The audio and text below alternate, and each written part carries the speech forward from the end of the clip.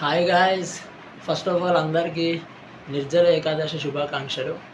So నేను ఇన్స్టాలో ఒక చిన్న స్టోరీ పెట్టినుండే నిర్జల ఏకాదశి గురించి. సో ఏంది మామ నిర్జల ఏకాదశి స్పెషాలిటీ అని చెప్పి అడిగినారు ఒక ఇద్దరు. సో నిర్జల ఏకాదశి స్పెషాలిటీ ఏంటంటే, మనకి పంచపాండవుల్లో భీముడు ఉంటాడు కదా, మనకి ఇయర్లీ 24 ఏకాదశిలు ఉంటాయి. సో పంచపాండవుల్లో భీముడు 24 ఏకాదశిలోకి ఫాస్టింగ్ చేయలేకపోతాడు అనమాట. అప్పుడు వ్యాసుడిని అడుగుతాడు, నేను ఇట్లా 24 ఏకాదశిలో ఫాస్టింగ్ చేయలేకపోతున్నా, చాలా కష్టం ఉంది నాకు అని చెప్తాడు. ఎందుకంటే నలుగురు పాండవులు, కుంతీదేవి, వీళ్ళ ఐదుగురు తినేంత ఫుడ్ ఒక్క భీముడే తింటాడు అనమాట.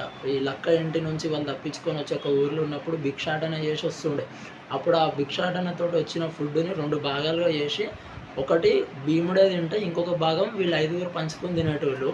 సో అంత ఆకలితోటి అంత ఫుడ్ తినే ఆయన ఫాస్టింగ్ చేయాలంటే కష్టం అయిపోయేది ఆయనకి, 1000 ఏనుగుల బలమైనది.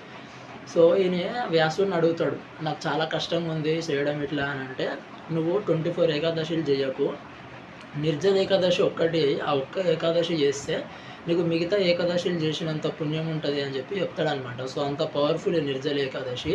కాకపోతే కొంచెం కఠినము. మనము ఫ్రూట్స్ కానీ పాలు కానీ కనీసం నీళ్ళు కూడా తాగకుండా ఉండేదే నిర్జల ఏకాదశి. కంప్లీట్ డే అంతా కంప్లీట్ ఫాస్టింగ్ ఉండాలి, నీళ్ళు కూడా తాగకుండా.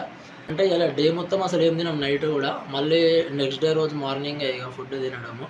సో అంత కఠినంతో ఉంటుంది కాకపోతే నిర్జల ఏకాదశి. సో నేను లాస్ట్ ఇయర్ నుంచే స్టార్ట్ చేసిన, ఇది 2nd ఇయర్ ఈరోజు. సో అది స్పెషాలిటీ నిర్జల ఏకాదశి అంటే. Once again happy Nirjala Ekadashi అందరికీ.